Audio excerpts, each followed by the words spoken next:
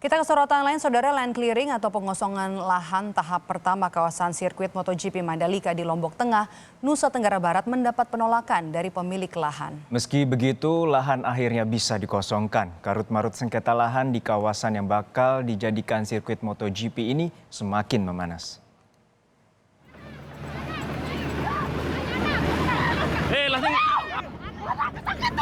Tim gabungan dari TNI Polri dan Polisi Pamung Praja akhirnya bisa menyelesaikan proses land clearing atau pengosongan lahan tahap pertama di lokasi sirkuit MotoGP Mandalika Lombok Tengah, Nusa Tenggara Barat. Upaya pengosongan lahan ini sempat diwarnai perlawanan warga yang mengaku sebagai pemilik lahan dengan menghalang-halangi alat berat yang sedang dipakai.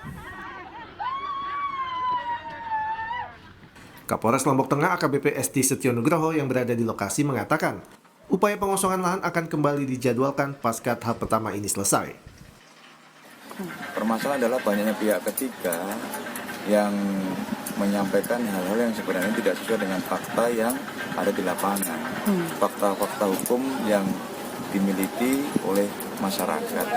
Sehingga itulah salah satu kendala kami memberikan pengertian kepada masyarakat langsung. Untuk land clearing rencananya untuk lahan milik Suhartil Mamasruf itu disuram sebagai kegiatan land clearing tahap 1 untuk di sirkuit atau lahan super prioritas daripada area MotoGP.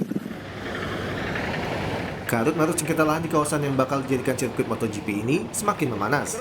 Warga yang mengklaim 98 hektar lahan belum dibayar memilih untuk bertahan.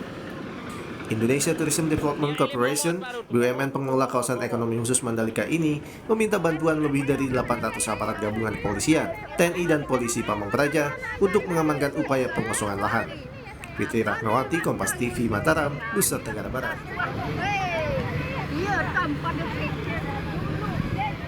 Ya, saudara, pengosongan lahan sirkuit MotoGP Mandalika di Lombok Tengah, Nusa Tenggara Barat sempat mendapatkan penolakan warga yang mengaku sebagai pemilik lahan. Informasi terkini kita tanyakan langsung kepada jurnalis Kompas TV, Fitri Rahmawati.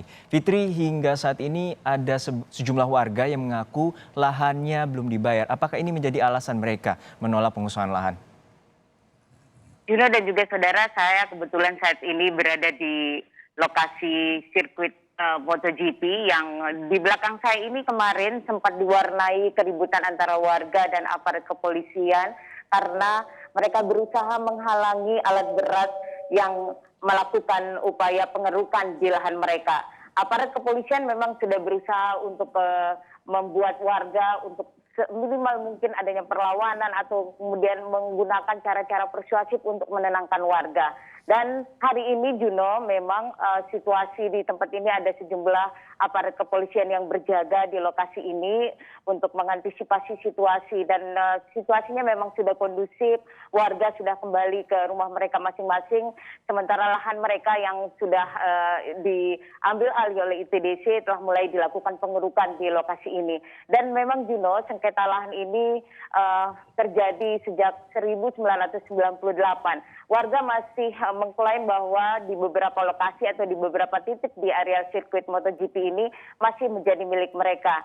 Dan hal inilah yang merupakan faktor yang menyebabkan mereka untuk tetap bertahan di lokasi ini dan menghalangi alat berat yang akan melakukan upaya penyelesaian dari lintasan sirkuit di sirkuit MotoGP di Mandalika Lombok ini, Juno.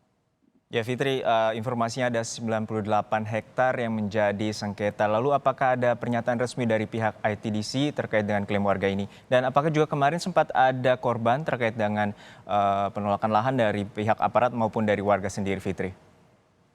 Ya Juno, kemarin memang ada satu keluarga di satu titik yang 3 titik sebenarnya yang menjadi prioritas utama dari proses pengosongan lahan di tahap pertama ini. Salah satunya adalah titik di lahan milik Mahrub.